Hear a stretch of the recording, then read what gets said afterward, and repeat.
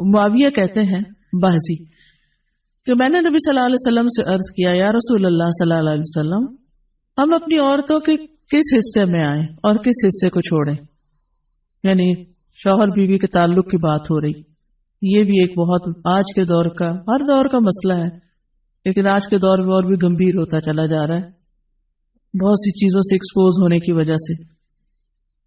تو کیا جائز حد ہے اور کیا نہیں ہے فزیکل ریلیشن شپ کے لیے, کس حصے کو استعمال کیا جا سکتا ہے کس کو نہیں, یہ سوال.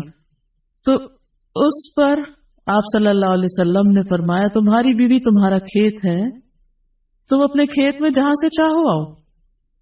جہاں سے چاہو آؤ کا مطلب کیا ہے کہ جہاں سے کلٹیویشن ہو سکتی, یعنی کہ کھیت کے تعلق سے کیا بتایا نساؤکم حرث لکم فأتوا حرثکم انا شئتم. انا شئتم کا مطلب انا جو ہے ظرف زمان و مکان دونوں کے لیے آتا ہے کہ جانے کا کوئی خاص وقت مقرر نہیں کہ یہ دن ہے یا رات ہے, ایسی کوئی پابندی شریعت نے نہیں رکھی.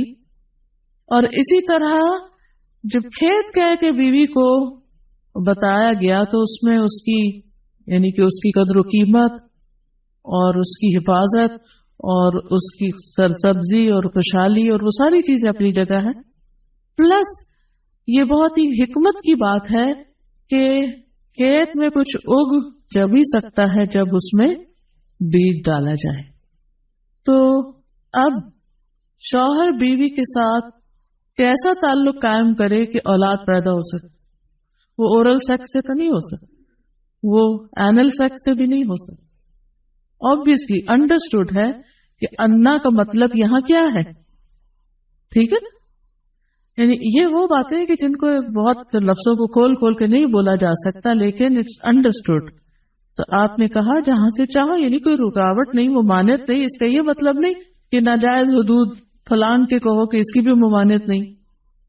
البتہ جب تم کھاؤ تو اسے کھلاؤ, یعنی کہ شوہر خود آؤٹنگ ڈائننگ کے لیے چلا جائے اور بیوی کو کہیں کہ بس گھر میں پکا لو اپنے لیے اور کھا لو, خود صرف دوستوں کے ساتھ رہے. دس از ناٹ رائٹ. بیوی کو بھی لے کے جائیں اور ساس بھی بہو کو جانے دے. جب تم کھاؤ تو اسے بھی کھلاؤ, جب پہناؤ تو اسے بھی پہناؤ. کا مطلب یہ ہے کہ عید آئی ہے اپنے لیے سوٹ لے رہے ہو تو بیوی کو بھی کچھ لے کے دو. یہ ہے ایکوالٹی ایک طرح سے. تو اس کے چہرے پہ نہ مارو, اسے گالیاں مت دو, ابیوز نہیں کر سکتے. اور اسے قطع تعلقی اگر کرو, یعنی ویسے تو نہ کرو لیکن اگر کرو تو گھر کی حد تک رکھو, کک آؤٹ نہیں کرو, گھر سے باہر نہیں پھینکو, گھر سے نہیں نکالو.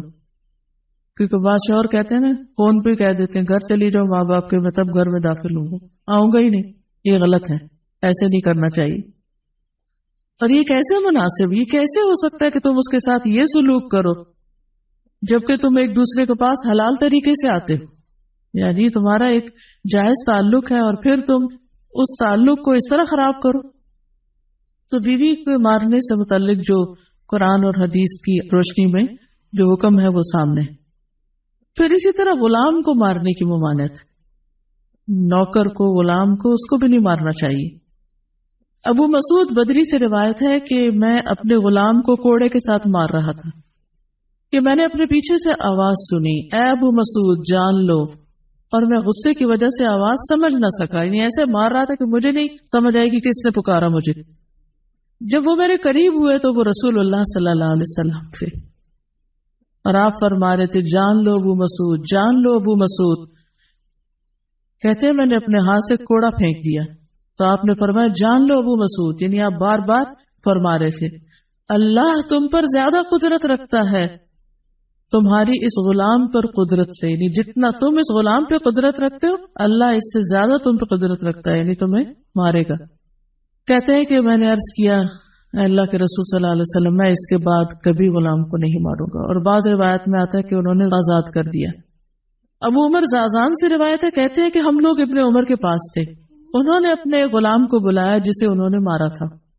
انہوں نے اس کی پیٹھ کھول کر دیکھی, کہا کیا تمہیں تکلیف ہو رہی ہے؟ اس نے کہا نہیں.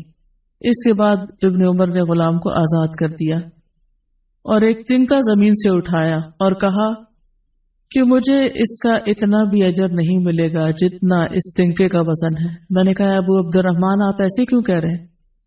انہوں نے کہا کہ میں نے رسول اللہ صلی اللہ علیہ وسلم کو فرماتے ہوئے سنا، جو شخص اپنے غلام کو بے قصور یعنی حد شرعی کے علاوہ مارے یا اس کے چہرے پہ تمانچہ مارے تو اس کا کفارہ ہی کہ اسے آزاد کر دی۔ کفارہ ہے، اس آزادی کا ثواب کوئی نہیں تن کے برابر بھی۔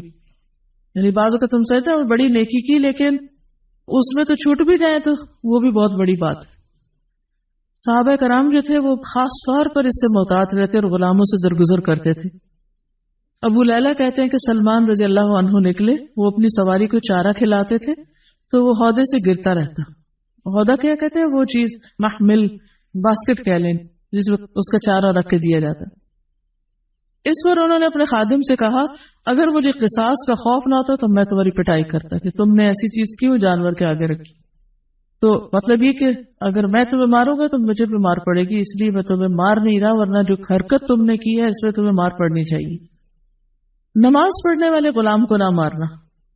ابو امامہ سے روایت ہے کہ رسول اللہ صلی اللہ علیہ وسلم خیبر سے واپس آئے تو آپ کے پاس 2 غلام تھے۔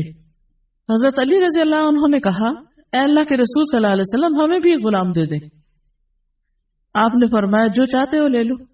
انہوں نے کہا آپ میرے لیے پسند کریں۔ اس سے انداز ہوتا ہے نا کہ ریلیشن شپ داماد اور سسر کا کیسا۔ آپ صلی اللہ علیہ وسلم نے فرمایا یہ لے لو، اس کو مارنا نہیں، کیونکہ میں نے خیبر سے واپس آتے ہوئے اسے نماز پڑھتے دیکھا ہے اور مجھے نمازیوں کو مارنے سے منع کیا گیا ہے۔ آپ صلی اللہ علیہ وسلم نے دوسرا غلام ابو ذر کو دے دیا اور اس کے ساتھ خیر و بھلائی اور حسن سلوک کرنے کا حکم دیا۔ پھر ایک دن پوچھا ابو ذر میں نے جو تمہیں غلام دیا تھا اس کا کیا حال ہے؟ انہوں نے کہا آپ نے مجھے اس کے ساتھ خیر و بھلائی کرنے کا حکم دیا تھا تو میں نے اسے آزاد کر دیا۔ میں وہ خیر و بھلائی کر نہیں سکوں گا تو بہتر ہے کہ میں